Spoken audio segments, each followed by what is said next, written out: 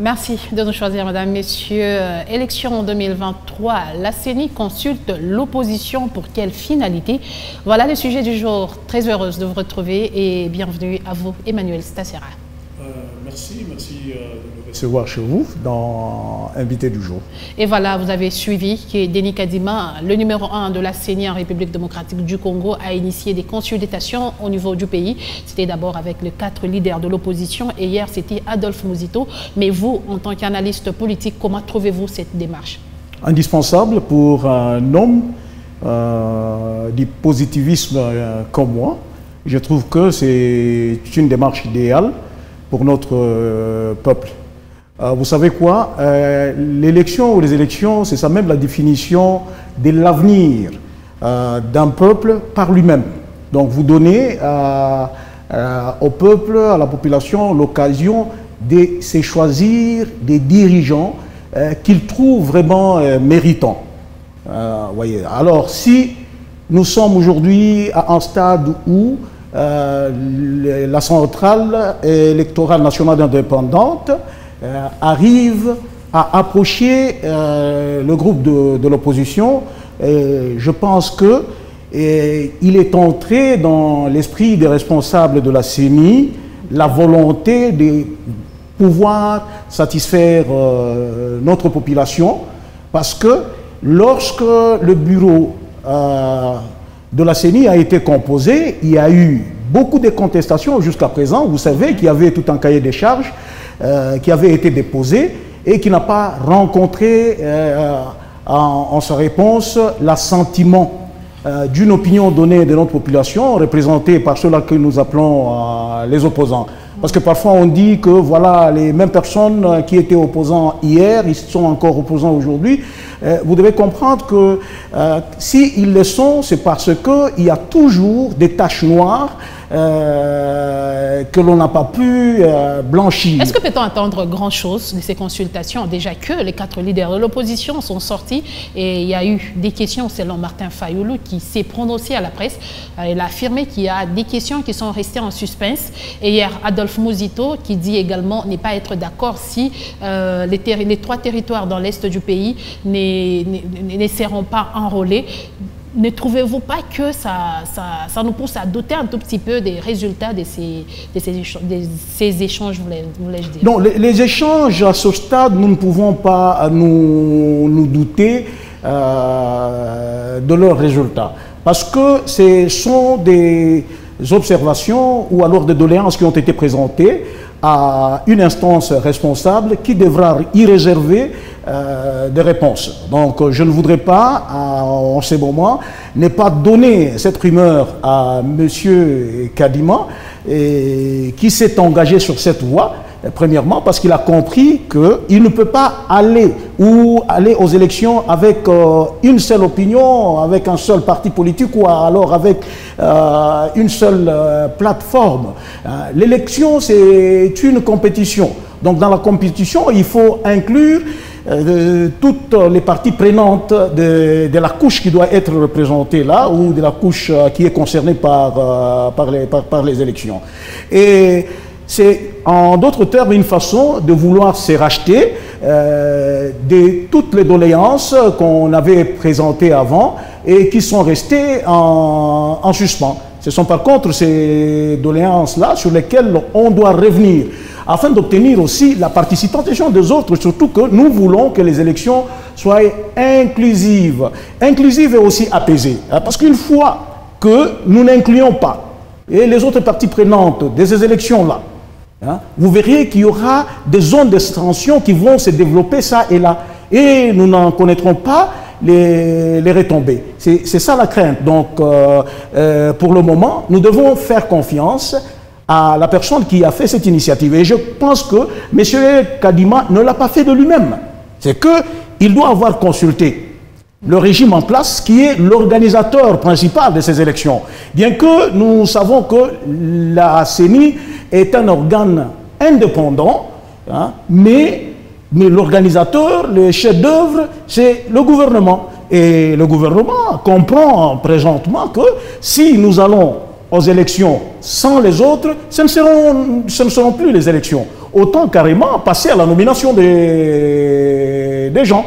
Et maintenant que nous sommes en train de déplorer un climat d'insécurité dans le pays, et nous voulons au même moment chercher des solutions pour faire taire ou alors baisser cette insécurité, mais d'autre part, vous allez voir que les tensions que nous créons suite au malentendu dans la sphère des politiciens, selon leurs opinions respectives, nous semblons vouloir faire germer encore d'autres tensions. C'est comme si nous résolvons un problème ici, et il y a un autre que nous créons avec la solution du premier problème. Vous voyez, c'est ça la chose que nous devons craindre. Mais Emmanuel Stassera, ne pensez-vous pas, parce qu'aujourd'hui, les Congolais de la République démocratique du Congo, bien sûr, ont les yeux rivés sur la CENI. Nous attendons tous des élections libres, transparentes et apaisées. Mais initier ces consultations à 5 mois des élections, est-ce que c'est pas un peu tard? Certainement, c'est tard, mais c'est pour cela que j'ai commencé par dire que c'était indispensable. Vous voyez, tard, comment? Lorsque vous allez aux élections sans les autres partis, vous allez faire les élections avec qui? Vous allez faire représenter les couches de la population selon ce que chaque couche pense. Nous sommes en démocratie. Là, en démocratie, on doit privilégier aussi le droit de la minorité. Si le principe est celui de la majorité, on doit savoir que l'autre opinion doit aussi être considérée. Donc, nous ne pouvons pas faire un État par nous-mêmes. Autrement, ce sera revenir dans les systèmes anciens que nous avons décriés, les systèmes dictatoriaux. Je ne comprendrai pas, madame, si aujourd'hui, il y a des réclamations dans le camp de ce que nous appelons les amis de l'opposition, que nous ne puissions pas tenir compte de leurs réclamations, alors qu'hier, lorsque nous nous battions, nous voulions que l'opposition soit aussi considérée sur ses vues, sur ses points de vue. Vous voyez, des choses qui semblent ne pas se faire aujourd'hui. Autrement dit, moi j'ai comme l'impression que le pouvoir en place n'avance pas, il est par contre en train de marquer les pas sur place, aussi longtemps que ce qu'il entretient. C'est une situation qui peut déboucher à une implosion au niveau de la nation. Et une implosion qui peut nous conduire à des situations catastrophiques que nous ne saurons pas résoudre. C'est comme si le pouvoir est en train de faire l'incubation des tensions pour se permettre de rester dans la pérennité de la gestion. Au moment où on ne gère pas pour ceux-là qui sont au pouvoir, c'est par contre ceux qui sont au pouvoir qui demandent au peuple par les mêmes élections, voilà, qui vont être capables de répondre aux attentes de la population, que le peuple les prend et il le met là-bas. Mais moi je pense qu'il y a une crainte. Oui. Certes, il y a consultation. Oui. On doit s'attendre à un résultat. Oui. On doit prendre le point de vue des uns et des autres, le mettre ensemble, trouver un compromis. Nous savons tous les réclamations de l'opposition. Parmi ces réclamations, il y a la recomposition de la CENI, de la Cour constitutionnelle, l'audit externe du fichier électoral. Alors, à supposer que nous optons pour auditer les fichiers électoraux, nous optons pour recomposer le bureau de la CENI. Est-ce que nous serons à mesure de respecter les délais constitutionnels pour la tenue des élections en République démocratique? J'entends toujours parler de quelque chose comme nouvelle démocratie. Vous voyez, nous sommes dans une école, nous sommes en train d'apprendre, et je ne pense pas que pour un pays qui est en train de bâtir sa nation démocratique, on ne puisse pas faire des concessions, que les partis en jeu puissent faire des concessions de telle manière que nous puissions privilégier les éléments qui vont nous conduire à un climat apaisé. Vous voyez, je sais que la Constitution, elle est stricte, mais c'est une constitution que nous pouvons pas arranger, changer, mais dont nous pouvons traiter certains points sur base d'un consensus. Okay. Vous voyez? Donc, si, par exemple, il arrivait que nous pourrions perdre un peu de temps, 1 mois, 2 mois, 6 mois, pourvu que toutes ces revendications ou alors les préalables posés par les autres puissent trouver plus ou moins une solution consensuelle, moi je trouve que le temps n'est pas un problème. Donc vous êtes pour, parce que, vous êtes madame, pour je vais vous montrer glissement. une chose, je vais montrer une chose, hein, les choses au stade où elles sont actuellement, par rapport au temps, je ne vois pas si réellement le gouvernement pourra nous conduire aux élections, hein, dans les 6 mois. Parce que la CENI, qui est même l'organe, hein, technique, souffre déjà des insuffisances tant matérielles que financières. Okay. Et que jusqu'à présent, rien n'est fait. À ce stade, et en ce moment, c'est alors que la CENI demande que le gouvernement lui donne des moyens. Au moment où, je crois, le gouvernement devait marcher avec la préparation des élections dès les premiers jours. Oui. Donc les élections, ça fait partie des rubriques importantes du budget national. Alors s'il faut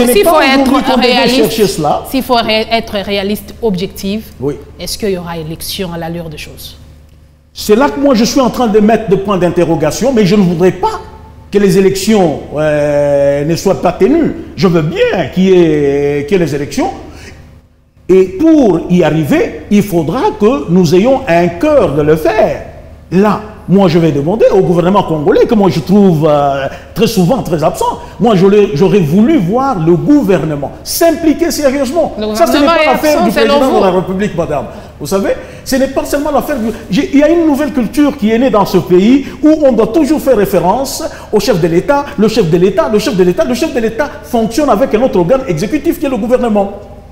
Qu'est-ce que fait le gouvernement? Que fait le Premier ministre Sama Lukonde? Que devrait faire le Premier ministre selon vous? Le ministre de l'Intérieur, qui sont un peu rapprochés de l'organisation des élections, parce que ce sont ceux-là qui doivent donner une parcelle de libre exercice à la CENI pour que cet organe-là fasse bien son travail. Et le gouvernement, il n'est pas seulement le gouvernement d'un parti politique, c'est le gouvernement de tous les partis politiques, c'est-à-dire de toutes les couches de la population. Quand nous parlons de ça, nous voyons les forces vives de la nation, la société civile et consorts. Donc, tous ces organes-là sont gérés par le gouvernement. Et lorsque le gouvernement est en train d'accompagner les activités de l'État, il doit tenir compte de tout ça.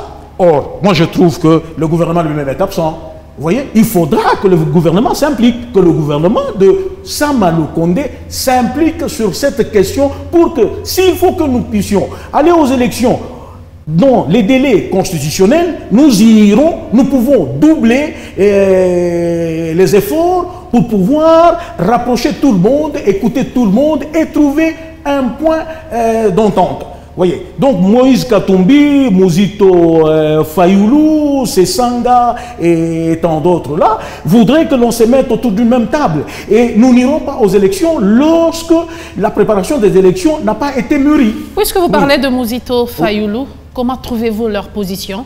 Fayulu qui a refusé de se représenter à tous les niveaux, Muzito aussi qui place des conditions en disant que si les 3 territoires, notamment Kwamut, Massissi et Rutshuru, il n'y a pas organisation de l'opération d'enrôlement et d'identification, lui aussi ne sera pas d'accord. Comment trouvez-vous les 2 positions? Je voudrais peut-être répondre pour une première fois, ici sur Mekouba.